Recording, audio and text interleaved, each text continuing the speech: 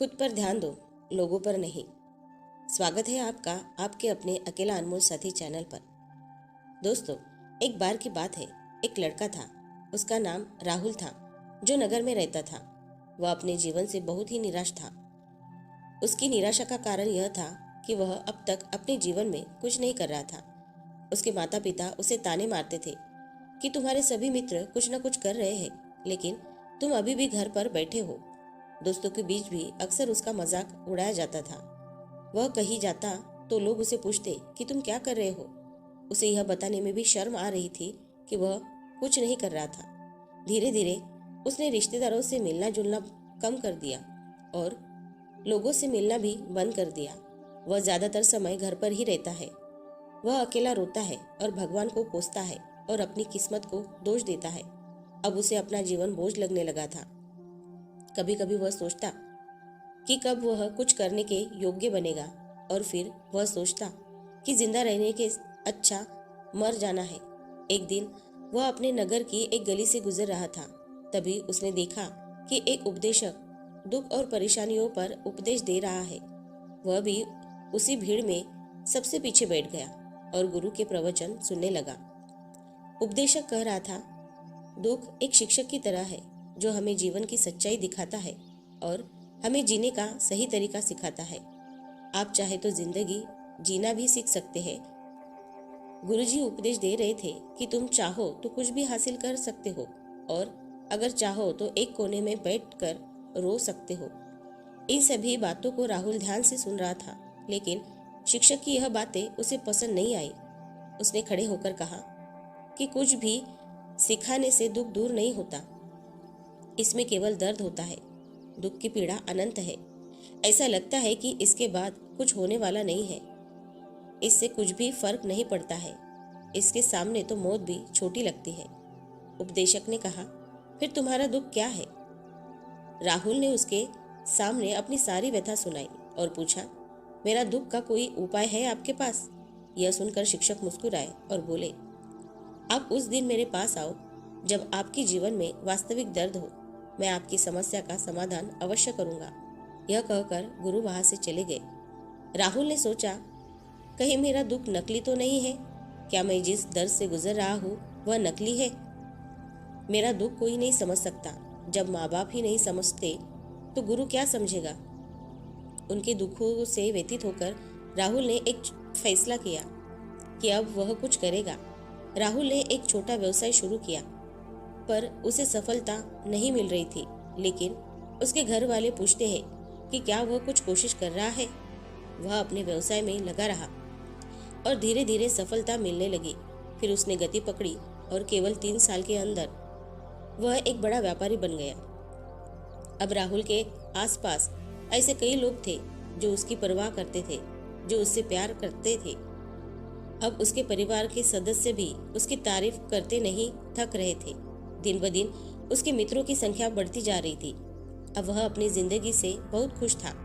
उसके कुछ दोस्तों ने उसे सलाह दी कि जब आप एक बड़ा व्यापारी बनकर बहुत खुश हैं, तो सोचिए आपको कितनी खुशी होगी अगर आप इस शहर और इस राज्य के सबसे बड़े व्यापारी बन जाते हैं। कितने लोग आपसे जुड़ना चाहेंगे, आपकी कितनी बड़ी ख्याति होगी, और स्वयं राजा भी आपसे दोस्ती करना चाहेंगे और जरूरत पड़ने पर भी आपसे पैसे उधार लेंगे। दोस्तों की यह बात राहुल के मन में घर कर गई। अब वह और पैसे कमाने की कोशिश करने लगा, लेकिन उसे यह सब बहुत ही जल्दी चाहिए था। वह समय बर्बाद नहीं करना चाहता था। उसका अधिकांश समय इन चीजों को प्राप्त करने में गलाने लगा। इसीलिए वह ऐसे काम करने लगा जो सही भी नहीं थे। उसने बड़ा उधार लेना शुरू कर दिया। उसके दोस्तों से पैसे की मात्रा और अधिक मुनाफा कमाने के लालच में वह अपने माल में मिलावट करने लगा। उसने अन्य व्यापारियों के साथ उनके खिलाफ साजिश रची और उन्हें डराया धमकाया। जैसा उसके दोस्तों ने कहते थे वैसा ही करता था। वह इन तरीकों से ज्यादा पैसा कमा रहा था। अब उसके जीवन में पहले जैसा चैन न था। उसके मन की शांति गायब हो गई थी और वह रात को सो नहीं पाता था। वह हंगामे में रहता था। वह सब कुछ पाकर भी उसे किसी चीज में सुख नहीं मिल रहा था। एक दिन राहुल अपनी गाड़ी में कहीं जा रहा था। तभी रास्ते में उसे उपदेशक का आश्रम दिखाई दिया। वह रुका और गुरु के पास जाकर बोला, संत, आपने मुझे मेरे पास आने के लिए कहा था जब मेरे जीवन में सच्चा दुख आता है। अब मैं बहुत ही दुखी हूँ कि मेरी नींद हराम हो गई है, मुझे कहीं भी शांति नहीं मिल रही है। इस प्रकार राहुल ने अपनी सारी समस्याएं गुरु को बता दी। गुरु ने कहा, जब तुम पहली बार मुझसे मिले आए थे तब भी तुम किसी दुख में थे। आपने उस दर्द से क्या सीखा? राहुल ने कहा कि सिर्फ सोचने और चिंता करने से कुछ नहीं होता। आपकी दृष्टि को सच करने के लिए यह कार्यवाही करता है और सिर्फ काम करने से कुछ नहीं होता, परिणाम भी मिलना चाहिए। जब आपको लगता है कि आपका लक्ष्य हासिल नहीं होने वाला है, तब राह में चाहे कितनी भी मुश्किलें आ जाए, मन कितना भी निराश क्यों न हो, कितना भी लगता हो कि अब कुछ नहीं होने वाला है, तभी विश्वास करें, मैं जो भी कर रहा हूँ उसमें अवश्य सफल होऊंगा। लोग केवल सफल लोगों का सम्मान करते हैं। कोई कितना भी अच्छा क्यों न हो, वह हमेशा लोगों की नज़रों में बोझ बने रहते हैं। यह सब सुनकर उपदेशक मुस्कुराए और बोले, जब आपके पास ये सब है तो यह वास्तविक दुख नहीं है। आपके जीवन में वास्तविक दुख आए तब मेरे पास आओ, मैं उसके ठीक कर दूंगा। राहुल ने जाते समय साधु को सोने के सिक्के से भरा एक घड़ा दिया। घड़े को देखकर गुरुजी ने कहा कि यह मेरे किसी काम का नहीं है, उस पेड़ के नीचे गड्ढा खोदकर गाड़ दो। राहुल ने घड़े को पेड़ के नीचे दबा दिया, जैसा कि गुरु ने बताया, और वहां से चला गया। कुछ दिनों से कारोबार ठीक चल रहा था, लेकिन व्यापार के गलत तरीके के कारण धीरे धीरे उसे व्यापार में घाटा होने लगा। उसकी सारी दौलत धीरे धीरे खत्म होने लगी और एक दिन ऐसा भी आया जब उसके पास कुछ भी नहीं बचा और उस पर कर्ज का बोझा चढ़ गया था। परंतु वह निश्चिंत था, क्योंकि उसने अपना सारा कर्ज अपने दोस्तों से लिया था। उसने सोचा कि उसके दोस्त बुरे वक्त में उसके साथ खड़े रहेंगे, लेकिन ऐसा कुछ नहीं हुआ। जैसे ही बुरा वक्त आया, दोस्त पहले उससे कर्ज मांगने लगे। अगर उसने कर्ज नहीं लौटाया तो उन्होंने उसे जान से मारने की धमकी भी दे दी। उनके सभी शुभचिंतक और प्रियजन उससे दूर हो गए। उसके दोस्त जो उसके साथ मस्ती किया करते थे, अब उससे दूर भाग रहे थे। उसका परिवार उसकी गलतियां और कमियां गिनाने लगा। उसकी सारी संपत्ति नीलाम कर दी गई और उसके पास कुछ भी नहीं बचा।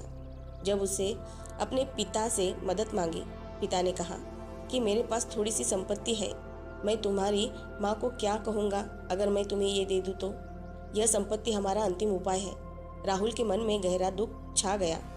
उसके आसपास कोई नहीं था जो उसके दुख को समझ सके, जो उसे संभाल सके। अपनों के इस विश्वासघात के कारण वह अंदर से टूट चुका था। वह सोचने लगा कि अब जीने का क्या मतलब है, अब मौत ही मेरा सहारा है। वह आत्महत्या करने के लिए पहाड़ी पर जा रहा था। तब उसे याद आया कि उस शिक्षक ने उससे कहा था, मेरे पास आओ जब तुम्हारे जीवन में वास्तविक दुख हो। राहुल गुरु के पास गया और अपनी सारी व्यथा सुनाई। आंखों में आंसू लिए उसने कहा, हे गुरुजी, मेरे दुख का निवारण कीजिए। गुरु ने कहा, जब जीवन में असली दुख होता है तब मेरे पास आ जाना, मैं इसे ज़रूर ठीक करूँगा। राहुल ने कहा कि ये क्या हो रहा है मेरी ज़िंदगी में, अभी दुख नहीं है तो आखिर असली दुख क्या है? गुरुजी ने कहा कि पहले आप मुझे बताओ, आपने अपने दुख से क्या सीखा? राहुल ने कहा कि मैंने वह सीखा जो लोग हमारे जीवन में आते हैं, वह हमारी सफलता और प्रगति के कारण वह हमें धोखा ज़रूर देंगे, क्योंकि बुरे समय में वे हमारे साथ नहीं खड़े होंगे। वे अच्छे समय में ही हमारा फ़ायदा उठाएंगे और बुरे समय में हमें छोड़ देंगे। उन लोगों पर भी भरोसा करें जो हमारे बुरे समय में हमारे साथ खड़े रहते हैं, लेकिन ऐसे लोग बहुत कम होते हैं। लेकिन जिनके पास है उन्हें उनकी सराहना करनी चाहिए, उनका अपमान नहीं करना चाहिए। हमें कभी भी किसी के खिलाफ साजिश नहीं रचनी चाहिए। अपना काम ईमानदारी के साथ और धैर्य से करें, कभी लालची मत बनो। अपने सारे दुख, दर्द और अनुभव बयां करने के बाद राहुल गुरुजी से सामने आंखों में आंखें डालकर आंसू लिए बैठा था। कुछ देर बाद गुरुजी उठे और पेड़ के नीचे एक गड्ढा खोदा और घड़ा निकाल दिया। जो सोने के सिक्कों से भरा हुआ था। उसने उसे राहुल को देकर कहा, मेरे पास आओ जब तुम्हारे जीवन में वास्तविक दुख हो। राहुल ने अपने शिक्षक को धन्यवाद दिया और उन्हें प्रणाम करके चला गया। उस पैसे से उसने एक छोटा सा व्यवसाय शुरू कर दिया। अब वह छोटा व्यापारी बनकर भी खुश था। उसने पूरी लगन और ईमानदारी से कारोबार को किया। जल्द ही वह अपने शहर का एक बड़ा व्यापारी बन गया। उसका जीवन सुख सुविधाओं से भरा हुआ था। लेकिन कोई कितना भी अच्छा क्यों न हो, लेकिन जीवन में दुख आता है। तो राहुल के जीवन में भी दुख आते थे। अपने माता पिता की मृत्यु के रूप में वे दोनों एक ही दिन मर गए। राहुल अपने माता पिता से बहुत प्यार करता था, इसलिए उनके निधन से उसे गहरा सदमा लगा। वह दोनों को शमशान घाट ले जा गया और वहां उनका अंतिम संस्कार कर दिया गया। वहां उसने अपने माता पिता का शव जलता हुआ देखा तो उसका मन बेचैन हो उठा। उसके मन में कई सवाल उठने लगे। वह घर वापस गया, इसीलिए उसने अपने माता पिता के घर और संपत्ति को देखा, जिसके लिए उसके पिता हमेशा लड़ते रहते और जो आज छूटा पड़ा है। जिन्होंने इसकी देखभाल की, इसके लिए लड़ने वाले इस दुनिया से चले गए। उसके पिता ने जो कुछ कमाया वह सब यही रह गया। एक दिन पहले तक उसके पिता मारपीट करते थे किसी के साथ उसकी संपत्ति के लिए। आज वो खुद इस दुनिया से चले गए। उसका मन ऐसे अनेक विचारों के बवंडर में था।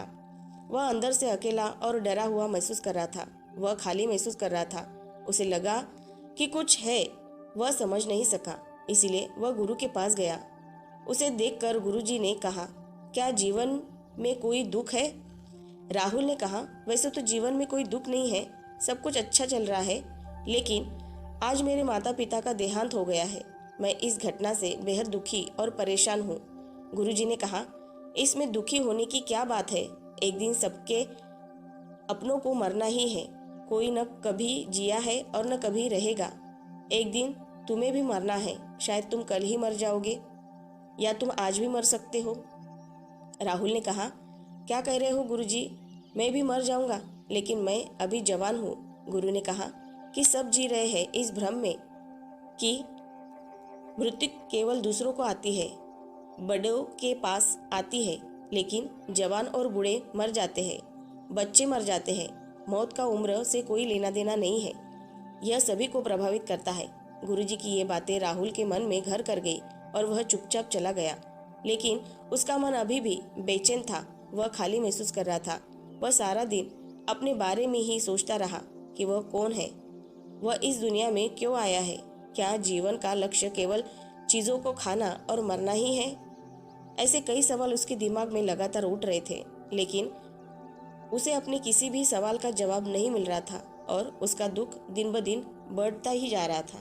इसीलिए कुछ दिन बाद वह फिर से गुरुजी के पास पहुंचा और बोला, हे गुरुवर, मैं बहुत दुखी हूँ क्योंकि मैं यह नहीं जान पा रहा हूँ कि मैं कौन हूँ और मैं इस दुनिया में क्यों आया। यह सुनकर गुरुजी मुस्कुराए और बोले, आज तुम्हारे जीवन में पहली बार सच्चा दुख उत्पन्न हो गया है। यह वास्तव में दुख कहलाने के लायक है। हम नहीं जानते कि हम कौन हैं, हम क्यों आए हैं, क्या करें, कैसे करना है। राहुल ने अपने गुरु से कहा कि उसकी दुर्दशा दूर करो। गुरु ने कहा कि हम सभी इंसान हैं, जीवन भर संग्रह करते रहते हैं। राहुल ने कहा कि हम सभी इंसान जीवन भर धन, सम्मान, परिवार, प्रतिष्ठा, मित्र, शत्रु आदि जमा करते हैं। गुरु ने पूछा, क्या हम एकत्रित की गई चीज़ों में से कुछ भी अपने साथ ले जा सकते हैं? राहुल ने कहा, कोई भी इंसान अपने साथ कुछ भी नहीं ले जा सकता, वह सिर्फ अकेला ही जाता है। मेरे माता पिता भी अपने साथ कुछ भी नहीं लेकर गए। सब कुछ धन, संपत्ति, वैभव, सब कुछ यहाँ पर ही छोड़ गए। गुरु ने कहा, अब मेरी बात ध्यान से सुनो। इस संसार में हमें जो संग्रह करना चाहिए वह हम नहीं करते। चीज़ें हमारे सामने होती हैं, लेकिन हम उन्हें देखने की कोशिश नहीं करते। हमें इस दुनिया में जो कुछ इकट्ठा करना है वह हम खुद है। हमें खुद को जुटाना होगा ताकि जब हम मरे तो हम एकजुट हो सके और खुद को पहचानने में सक्षम होने के लिए। हम अंदर से बटे हुए हैं। हम प्यार, नफरत, गुस्सा, ईर्ष्या में बटे हुए हैं। क्रूरता, धन, स्थिति, प्रतिष्ठा, सम्मान, पहचान, धर्म, जाति, सैकड़ों हजारों चीज़ें ऐसी है और इच्छाओं, इन सभी में हम विभाजित हैं और टुकड़ों में जीवन जी रहे हैं। इस विभाजन के कारण हमारी चेतना कभी एक नहीं हो सकती।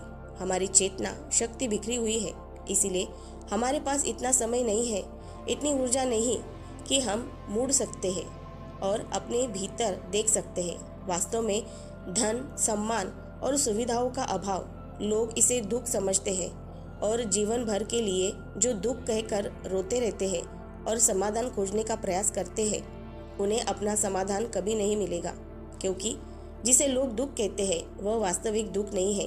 यह सिर्फ एक आदमी की इच्छा है। उसकी इच्छा कभी पूरी नहीं होती, इसीलिए व्यक्ति को कभी उनके प्रश्नों का समाधान नहीं मिलता। इसीलिए इन सब पे यदि आप अपने दुखों का अंतिम समाधान चाहते हैं तो सबसे पहले खुद को समेटो। इस दुनिया से अपनी ऊर्जा वापस ले लो और इकट्ठा करो।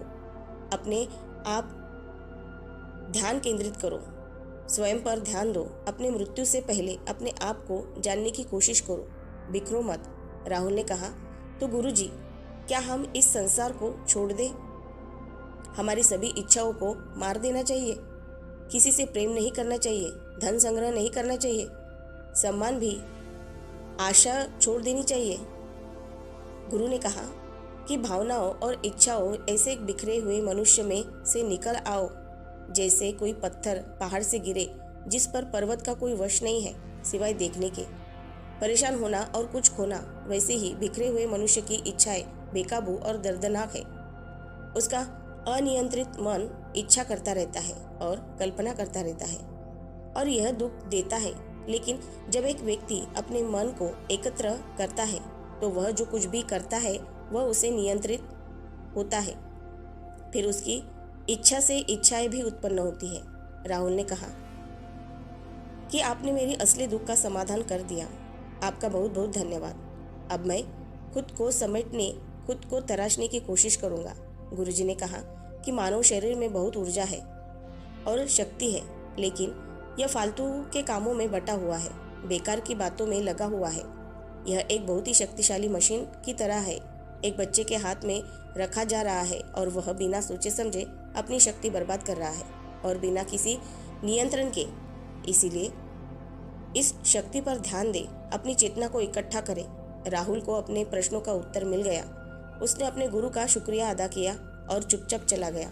दोस्तों, उम्मीद है आपको यह कहानी पसंद आई होगी। अगर आपको यह कहानी पसंद आई हो तो अपने दोस्तों और परिवार के साथ ज़रूर शेयर करें और लाइक करें।